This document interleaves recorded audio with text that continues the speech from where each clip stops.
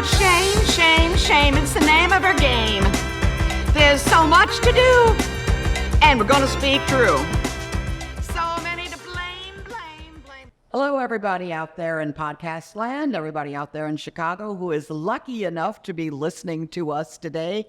We're going to give you a ton of information. We've got some great guests, and we've got some great stuff going on, and I'm going to let my good friend and podcast partner, Derek, talk to you about that. So just as you guys have heard me belabor this point to death, but just so you know, once again, by the time you're watching this episode, our subscription program will be up and running. And today we have the distinguished honor to introduce Jason Wynkoop. He's the Chief Program Officer, Advocacy and Investigations.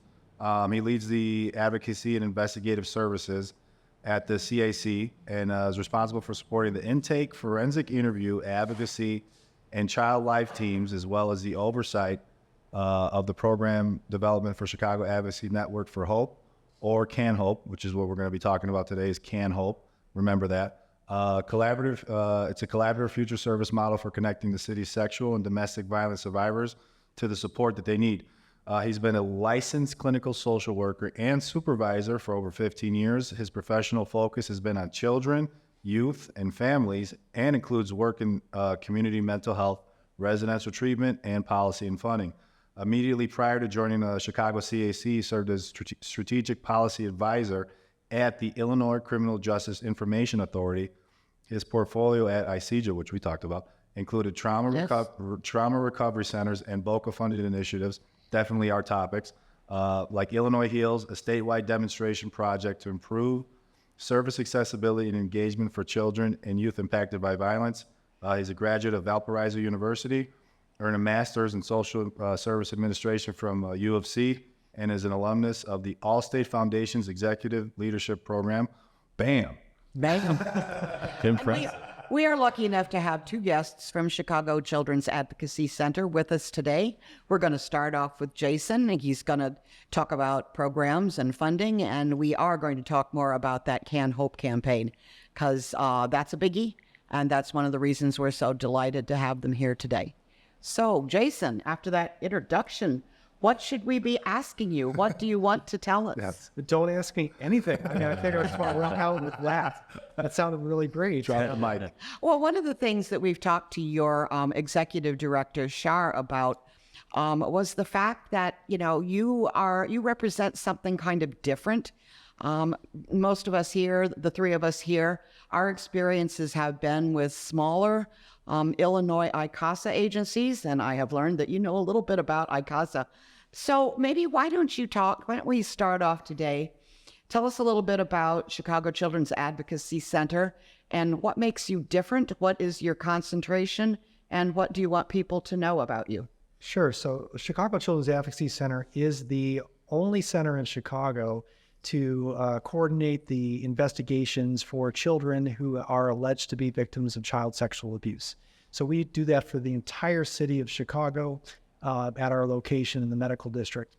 And so basically what our responsibility is that when law enforcement or the Department of Children and Family Services is investigating an incident of child sexual abuse, that's referred to our center, and our teams coordinate that family's arrival, coordinate all the investigative partners. And what we're trying to do is make sure that the experience that the families have is trauma informed, and we try to set them on the path for healing.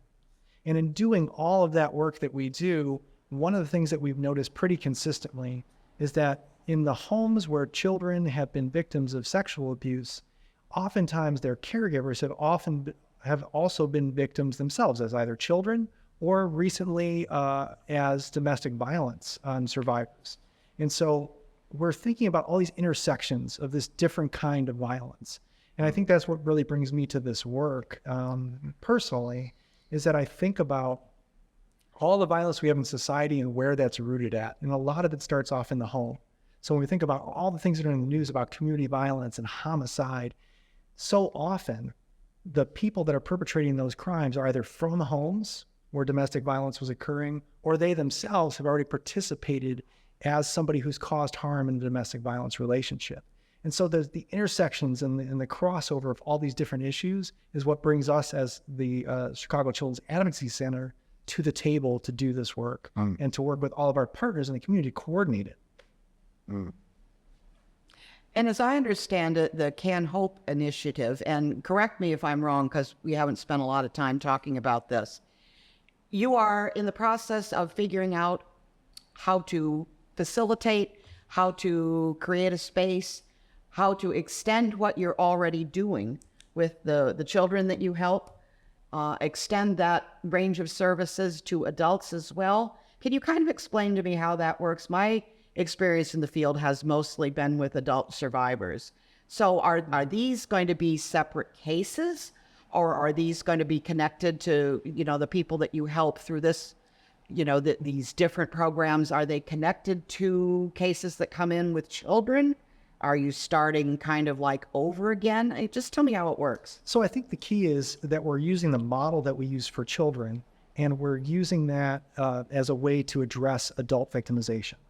And so it doesn't necessarily need to be a kid that's connected to our center whose caregiver we're going to be working with.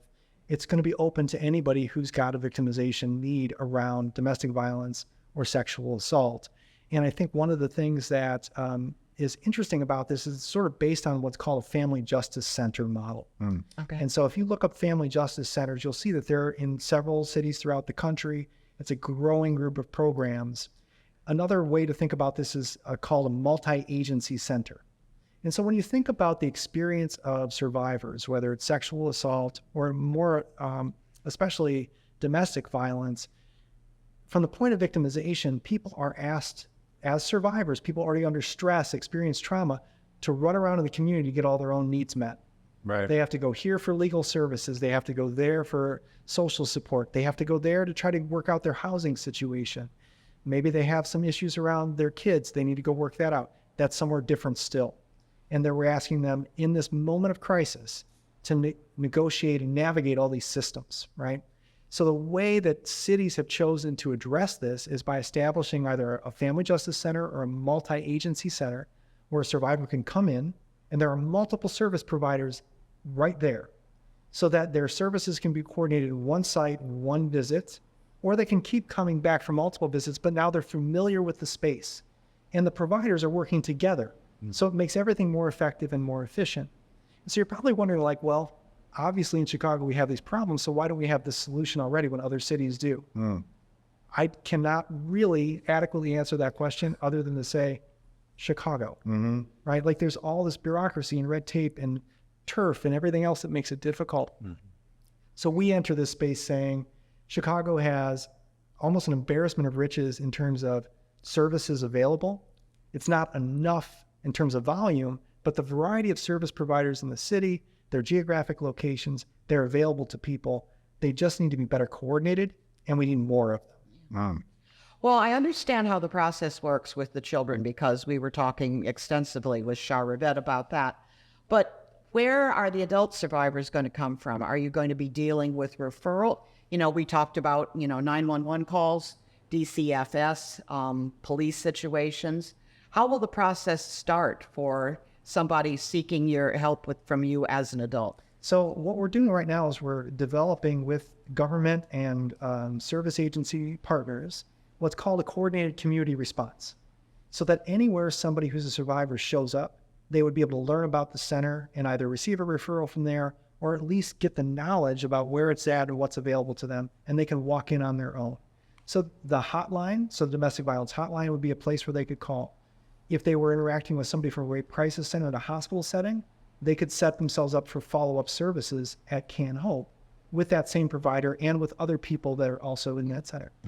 But you know as well as all of us here at this table that disclosure is not an easy thing to do. I mean, I'm trembling at the very thought that in order to avail himself of these services, somebody has to come in and say, I'm a survivor of childhood sexual abuse. What you gonna do with me? Right. So, I mean, it sounds like maybe this is all coming from other agencies, but I'm still kind of puzzling over how this works. I know how it works as a child. I still don't really understand how an adult person gets started. Yeah, Because I don't see how they can do it without disclosing, and we all know that's a tough area and that's an navigate. it is a tough area, and I think that's, when you show up for a medical issue at a hospital, you show up and you say, I've got a problem, right? And I think, or I need some help.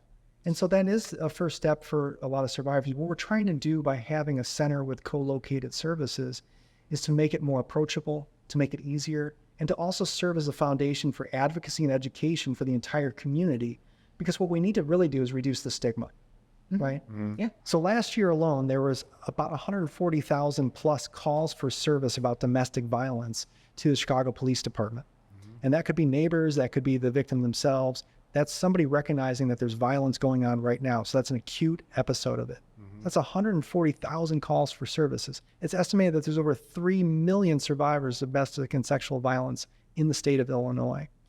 So these are folks who need services, who want to go out and possibly partake in those things, but because of the stigma, because of the inconvenience, because of the sophistication or the bureaucracy or the challenges and obstacles involved, they're not seeking services. So we're trying to change culture too, I think, by establishing this sort of a multi-agency center. And that information, by the way, every year there's an organization in the city here. It's called the Network Advocating Against Domestic Violence. It's based in Chicago. I already shared the link earlier today with Derek. They put out a data report every year that's based on publicly available information and also their research and insights that has all these kind of numbers about the scope of sexual violence, domestic violence, and other gender-based violence, right? So that stuff's out there. The scope of the problem is overwhelming. So, like we were talking about before the podcast, you educated me, and it was amazing on ICEJA and VOCA funded initiatives. So, how does that for the Can Hope project? How does ICEJA and VOCA, the funding, tie into it? Yeah, so currently there's no VOCA funding for, there's no ICEJA generated VOCA funding. Okay. What Chicago CAC did is we went out into the grant world, and we saw that the Office for Violence on Women in this Department of Justice and federal government was doing grants to improve the criminal justice response to domestic violence. And so we pursued that grant, and it's about a $650,000 grant over 4 years. And it's to plan and begin the implementation of a multi-agency center or a family justice center. And so we recognized the confluence of these problems, right? The sexual violence against kids, and that their caregivers have often been victims. And we recognize that this is a problem that we really need to be involved in solving. I would add that the one place that we've already gotten some VOCA money from ICEJA for is something called a multi-victimization grant. So we've already run a mini pilot for this project, and it's super successful. We have a sub-agreement with an agency that co-locates with us. They're a big domestic violence provider in the city of Chicago called Mujeres Latinas en Acción. You may have heard of them. They provide a whole array of services, and primarily they focus on survivors whose language preference is Spanish, but they serve everybody. And so when we noticed the high number of kids whose caregivers had been victims or survivors of domestic abuse, we recognized we needed some help. So Mujeres has people in our office. So when we screen caregivers of the children who come in for services now about domestic violence, and they acknowledge that they might want help with that, we just walk them to that office and connect them immediately. That's the kind of thing we want to do with Can Hope, Gene, is to make sure that when people have to tell their story, because it is something you're going to have to do at some point to get the service, that they only have to tell it once. That's kind of the gold standard here, is you come in and you tell it once, and now everybody's working with you and that information. You don't have to go through to this office, this location, that court, this service center, and explain yourself over and over and over again. Jason, I'd be curious, as you get the doors open for Can Hope, are there lessons learned, knowledge that from other cities that have done this that would come to bear that you're thinking about that would be applicable, that you apply here to make it run more efficiently, smoother, easier for the survivors? Yeah, for sure. So I'm going to drop a bunch of things on you real quick. One is called the Alliance for Hope. Well, we can take it. We can take it. I hope everybody at home's got their notebooks and their pens. One's called the Alliance for Hope International, and so it is sort of the affiliate organization or the coalition for family justice centers, and it's based in San Diego. And they have done a lot of the advocacy for this kind of a center. And so through them, we're connected to a bunch of other people doing this work. Fun fact, for those of you who are listening outside of Chicago, like our friends out in Rockford, I'd give a shout out to the Rockford Peace Center. They're currently Peace Center. Yep. They're currently the only family justice center in Illinois. And it's because their mayor got behind it deep, and because they got a police department that really gets it in terms of what domestic violence does to the community. And they decided that this was a program they needed to have. So we visited there. We visited Nashville. Shar, who has been on a previous episode with you all, she's been to Charlotte to visit what they're working on. And we're going to continue going to visit and learn these lessons. The key lessons in terms of establishing these places, and why Chicago hasn't had one yet, is you have to have a mayor who says, this is the problem. And one of the things that got Rockford there is that they did a study and they kind of ran some data, and they recognized that for juvenile offenders, people out there committing serious crimes when they're still kids, almost 70% of them at the place where they were living had a call for service related to domestic violence. So we know that there are kids living in homes that are, where there's violence, where they're experiencing violence. And then they're going to go out in the world as survivors themselves, but they're not healed, right? And they're subject to this violence. They're going to go out, and there's going to be more violence as a result of that. Have they tracked the metrics on sexual violence? I don't know if they have on all that, but we know that when there's violence in the home, that it hurts the kids. And so part of what Chicago CAC is doing, and everybody that I'm sure you talk to in the service provider world, we're providing direct services right now to somebody, but we're also thinking about breaking this cycle of violence in society. Yes. Right? And you can only do that if you help survivors heal. Especially in Chicago, one of the, I'm sure the talking points in the last mayoral election was, crime in the city. I'm born and raised in Chicago. I've seen every side of it. And a lot of these young people, they're, probably 14, 15, 16 years old, are the victims of abhorrent things in their childhood. They never got the proper treatment, and now you're seeing it playing out across the city of what happens when they don't have help. Yeah, and I would argue that, like, what the work that I know that you worked on, Gene, with arts and healing, I mean, that's a critical piece of it. Therapy is a critical piece of it, but prevention is a big part of it. And I think if you want to have a safe city, you need to have safe neighborhoods. If you want to have safe neighborhoods, you have to have safe homes. Yes. That's exactly right. I would also like to interject there that from my experience and the experience of most of the people I've worked with, there is really no domestic violence without sexual violence. It's just that for most of the women who've experienced both, not that either one is easier to talk to, but I think you feel you get more results when you say my husband beats me than when you say my husband raped me. Because there's just still people that don't see that as a crime. But if a guy's beating you up, he's going to rape you too. Right. Yeah, I think, and it's such. So there are folks out there that are much more expert on actually the violence that's involved in domestic violence. You think about all the aspects of it: the emotional, the financial, the sexual abuse, the physical abuse. Of course, it is so complex, and the impact is so deep for some folks. And we need to be able to step into that void. I know before this we were talking about funding, right? And the challenge about the funding is that so much of this, it's not a marketplace, right? We're not selling goods. These are folks who need services, and they need services because society let them down in some way, right? So the funder of first resort for that should be society in general. And the way that we organize society's funding is through government, right? So one of the main funding sources for any kind of program is going to be federal funding, right? Any kind of service program. And that's true of education. That's true of, in many cases, healthcare, at least from the research aspect of it, before it becomes a marketplace. But for victim services, the number one funder is really the federal government, right? And VOCA is the biggest funder for that. And that's the Victims of Crime Act assistance money, and that money gets doled out to the states by a formula, and then each state has to dole that out to organizations that serve people directly. It really is a big focus on direct services.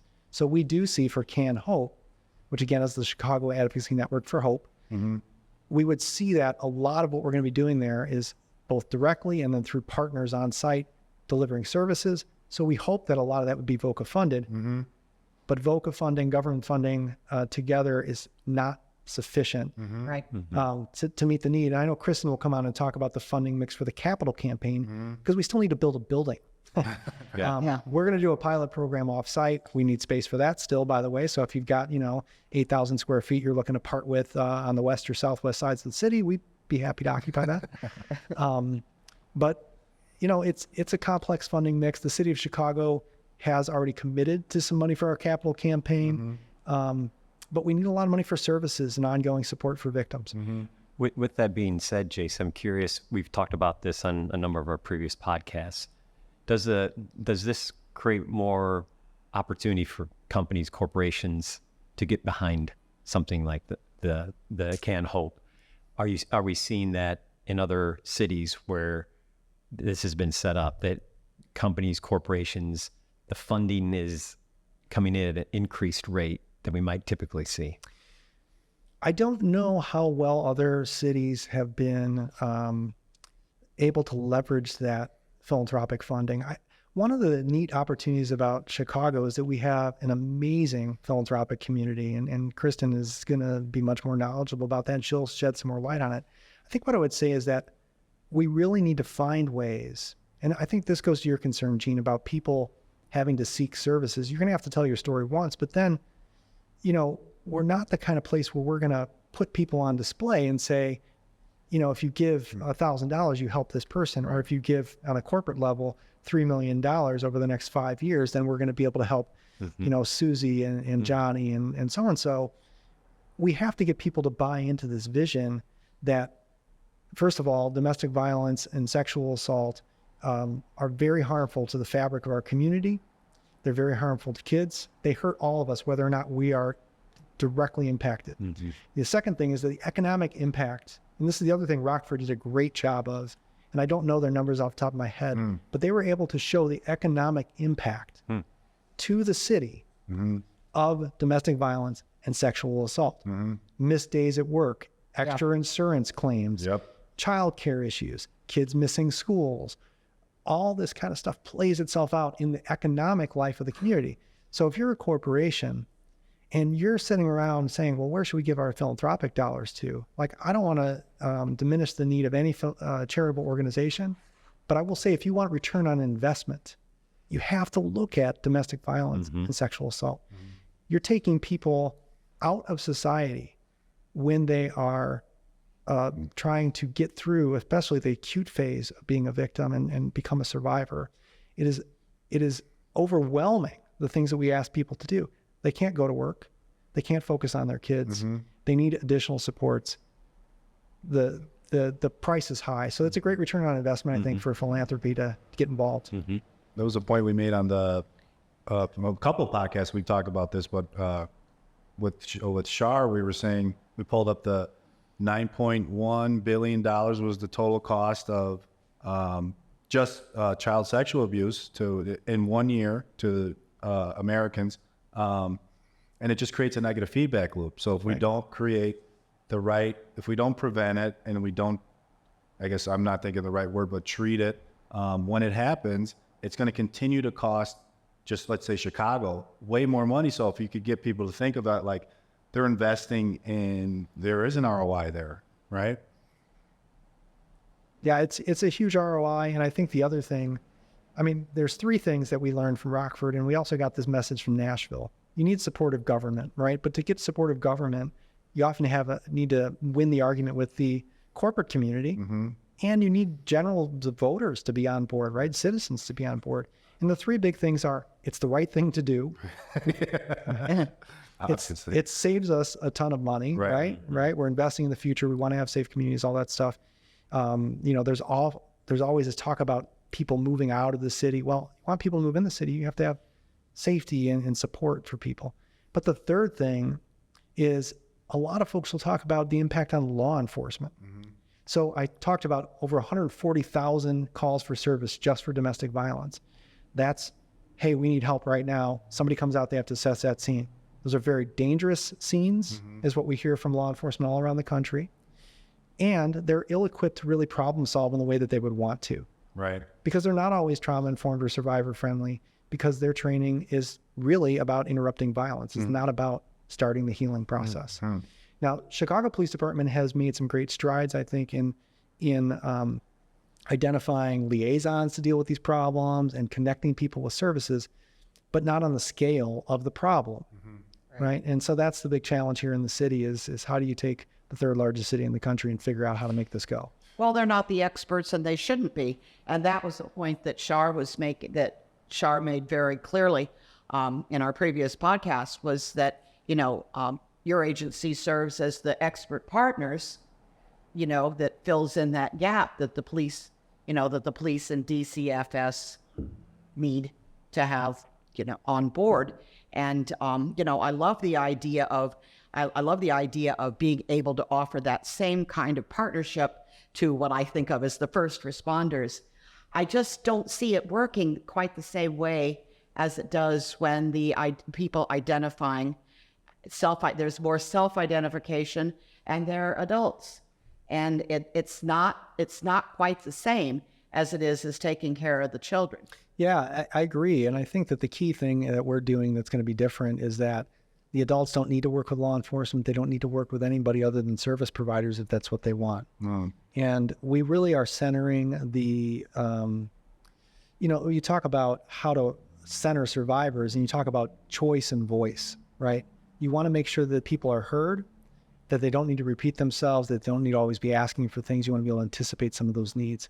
But they always want to give people choice in how they want to address their own situation.